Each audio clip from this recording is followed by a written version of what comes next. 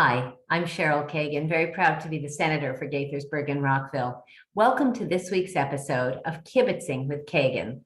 With me today is Matthew Kiviat, my high school intern of over a year who just completed a 6-month stint as a U.S. Senate page. Matthew, thanks for taking the time to kibitz today. Thanks for having me. Absolutely.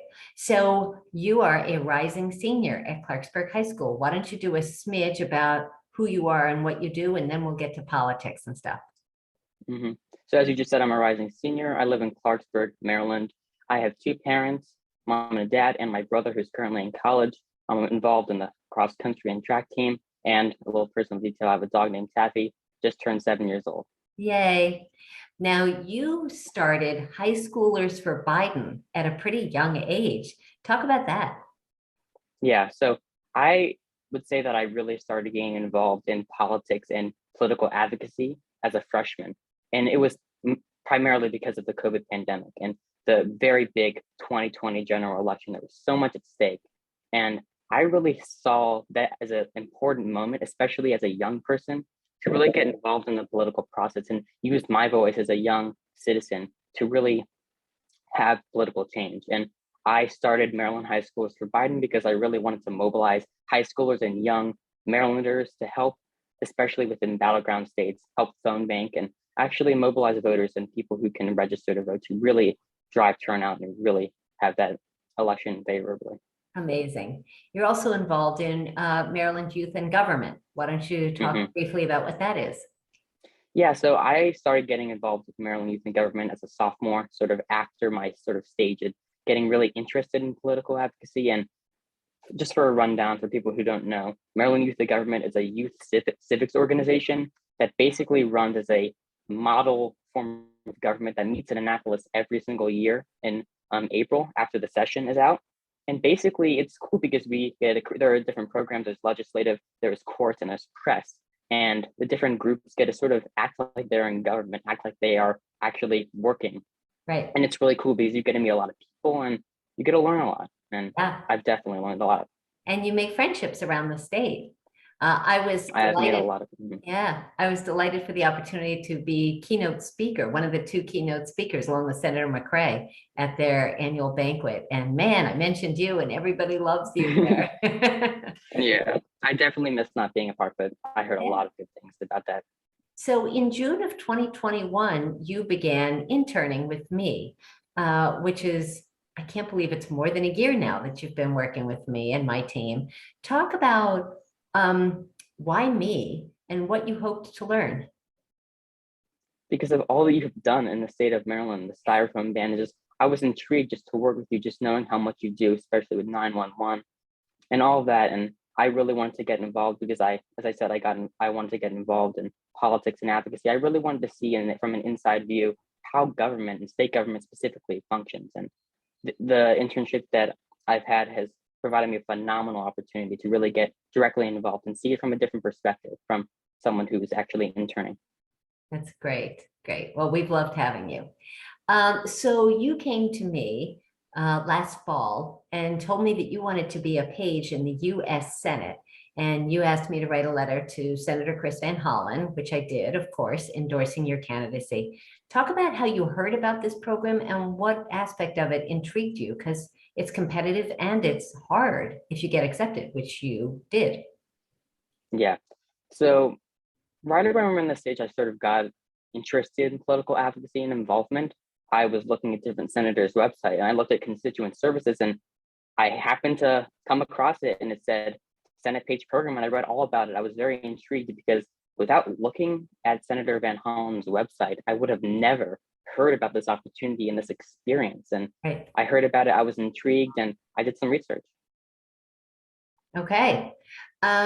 So ultimately you were one of 26 students from across the country who were selected for this prestigious program. What was the age range and how many states were represented? So it's usually 16 to 17-year-olds. So the program is only for high school juniors. So the program has the high school junior curriculum. And I would say there are about 10 states. There were especially for New York, there were 3 New York pages. but I would say generally like 10 states were represented, and it is by seniority usually. So the senators who are more senior obviously get to pick, and it just depends on which senator gets to choose in which session. And luckily, Senator Van Hollen was able to pick for the spring session. That's amazing. So talk about the diversity of political experience, ethnicity, attitudes, passion for politics. Talk about the other 25 students. I would say it was a very diverse class politically. And I was just, it was very interesting getting to interact with everyone, because I think it's like politics in general. You don't agree with everyone. You're not gonna agree on every single issue, but at the end of the day, I was able to make friends with a lot of the people in the group. I was able to learn a lot and see different perspectives. And I think it really provided me a unique experience, especially living and going to school with a lot of the people and being their colleagues in the Senate. Right. So it was a great group to be with. So talk about your average day, because just because you were working in the US Senate doesn't mean you didn't also have schoolwork. So talk about how that went. Yeah, so we usually would wake up at 5 a.m. I know, 5 a.m. every single day. We wake up at 5 a.m. and we would head down. So the school was in the basement of Daniel Webster Hall. It's called Daniel Webster Hall because Daniel Webster was the first senator to sponsor a page in 1829. But it's in the basement. So the Senate page school is in the basement. We would head down at 5:30 and school would start at 6:15. We would have 4 classes. So the primary subjects, so math, science, history, and English. And then we would go until an hour and 15 minutes before the Senate would convene. So usually would be around 8:45 because usually the sessions start at 10 a.m. And it would vary from day to day. We would have full-on classes. Usually they would be 50 minutes, but depending on the schedule, mostly were 35. But it was very flexible, just depending on when the Senate was in session. And we would then go off to work and be in the Senate and serve as Senate pages. So all 26 of you were in one classroom for math and English and science. You did all together. No? There were four different teachers, and we usually the groups are like 5 people per class. Wow. I would say. So very small group, and it was great because we got to know our teachers better. We got to really interact with all of our other students, and it made for a really interesting and unique learning experience.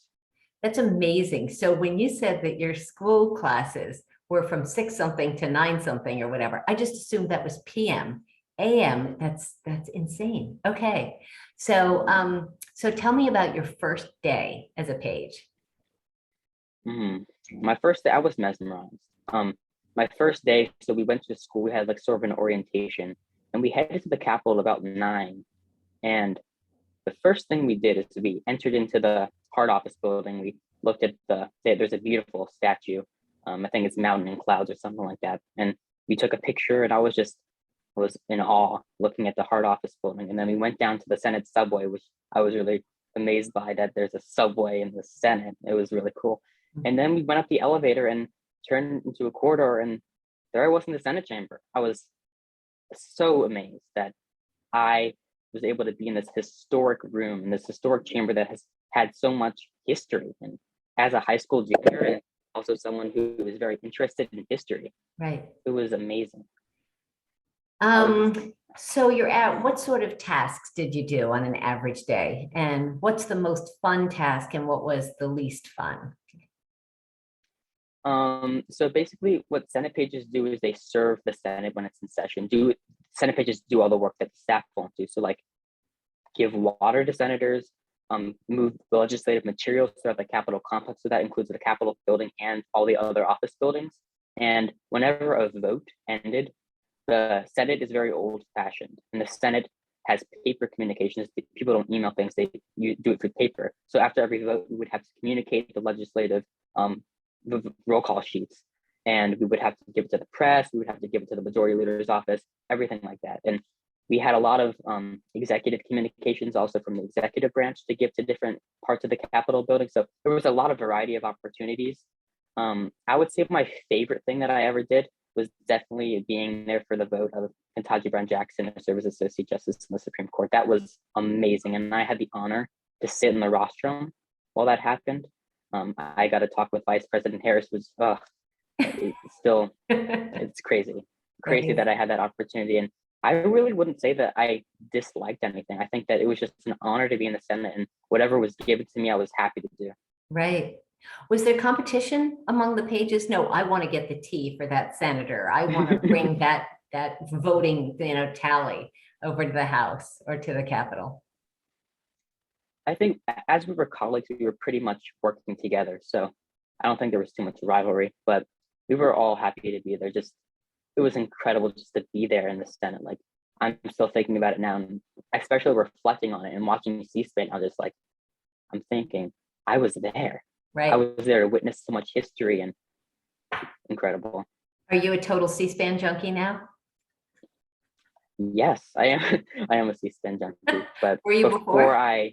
Yeah, I was before, Okay. especially before I came to the Senate. I really wanted to sort of get a grasp at what I was expecting. Okay. Talk about January 6th. You were obviously not there then, thank goodness. But the hearings, the research, the investigation, the conversation, surely, and the venue. I mean, you were in the places where the insurrectionists, the criminal insurrectionists who invaded the United States Capitol. Talk about what that was before you got there, and then what's your experience, what the conversations were while you were there. Yeah, so we didn't make it our focus to talk about January 6th while there because it obviously, especially to the police officers at the Capitol, it is a very emotional topic. And especially I was very, I saw a lot of the information and news online, obviously, when it happened, especially recently. Most of the January 6th hearings in the select committee have happened after I left. I think the first one was on the 8th. So it was right around when I left. But just seeing the images of the insurrectionists who entered the Capitol, especially entering the Senate chamber, and having worked in the same chamber, having walked the same halls, gone up the same stairs, just it got me really emotional, especially looking at those images and seeing that that's my workplace and I'm in the same place that over a year ago this terrible event happened. Yeah, really terrible happened. You were there during COVID. You were Mm-hmm. masked, you were unmasked, you were tested, you were around people. Like talk about how that was, how the pandemic affected your page experience. Yeah, it was definitely an unconventional experience because we had to wear masks, and I was happy to wear a mask, obviously, because during the pandemic, especially a lot of senators are exposed to people who have COVID because they meet a lot of people throughout their states. And yeah, there were a lot of precautions. We had to wear masks in the Capitol building, and it definitely provided for a unique experience. And I've been talking to some pages who served in other sessions, and it's interesting to see how mine differed. But I think I still got a full page experience. I got to experience the Senate, and I don't think the COVID precautions sort of made it extremely different. I think I still had a wonderful opportunity, and COVID didn't really take away from what I was experiencing. And were the staff and the senators also masked, or did that evolve over the 6 months you were there? It evolved, but I was always masked, and Yeah. some of the Yeah. senators, yeah. Right. Talk about security. I think it would be reassuring to folks watching this that the Capitol is safe and is protected. What sort of security precautions did you have to contend with? Absolutely. Just even as pages, we have to go through security, so very secure, and it's good to see that, especially after the horrific events that happened, knowing that our Capitol is safe and our senators are safe. Yep. Tell me what your biggest thrill was of the experience there. You mentioned Justice Ketanji Brown Jackson being confirmed. Is there another one you'd like to share? Who I would just say just being there, but also just meeting with a lot of the senators and talking to a lot of the senators, especially Senator Booker. He's notorious for talking to pages, and he would give us M&Ms after we would give him water, which is fascinating. And just the fact that a lot of the senators who have busy schedules, who talk to their constituents, who have so many meetings, who have committee hearings, who have to vote, the fact that a lot of senators took time out of their busy schedule to talk to us just meant the entire world. And That's so awesome. it's crazy that seeing these leaders just talk to us, and there are people too, they have lives. Like I heard them talk about family members and stuff that they're going through. So it provided me a really unique perspective, and I wouldn't trade it for the world.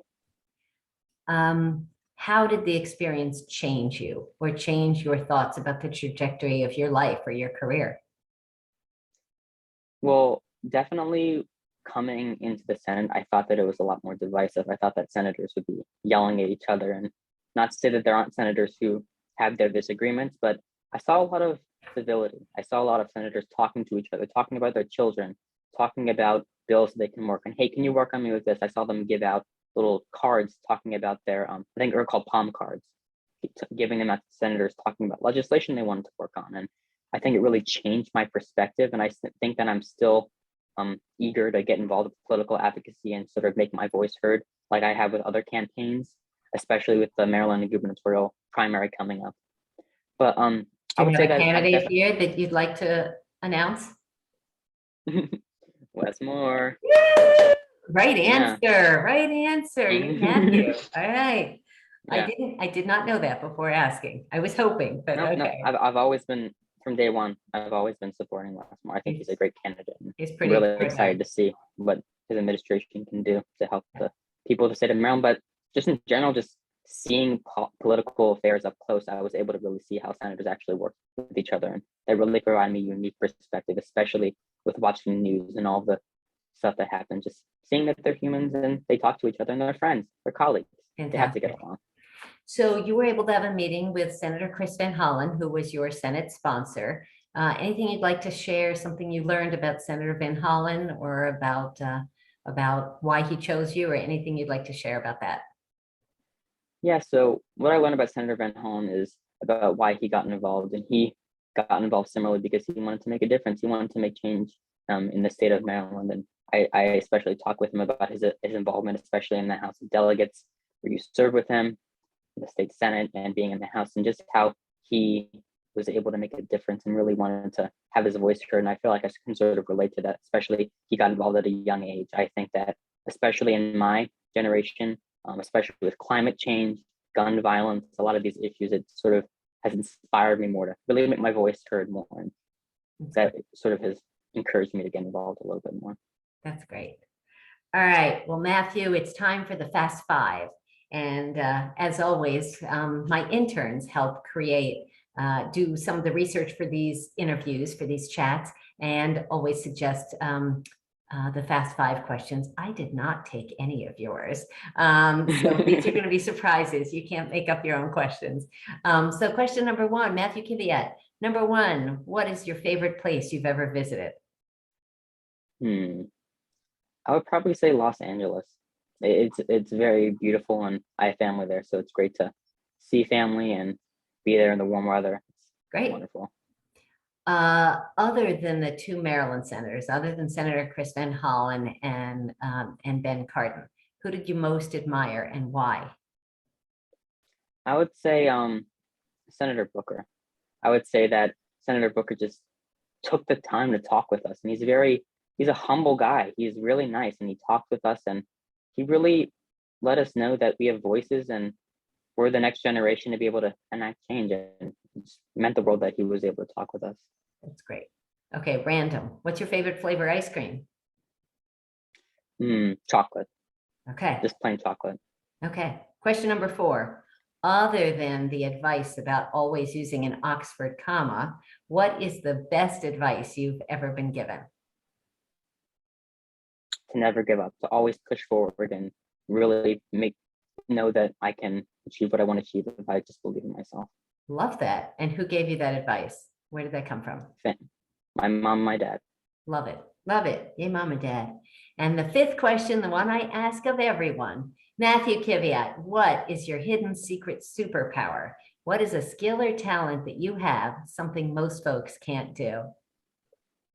I think I would relate it to sort of the last question, is just never giving up. If I'm given something, if I want to achieve something, I will do everything I can to make sure that I can push forward and just know that I can do what I want to achieve in life if I truly believe in myself and really push forward. It's so wonderful. I'm so proud of you. I'm so grateful that you've been on our team for the last year plus, and you're going to stay with us for the summer, and we'll see what happens during the school year, whether you have any time, but it's been fun watching you learn and grow and have these great experiences. So thanks for taking the time to Kibitz today. Thank you, Senator. See you soon. Take care. See ya.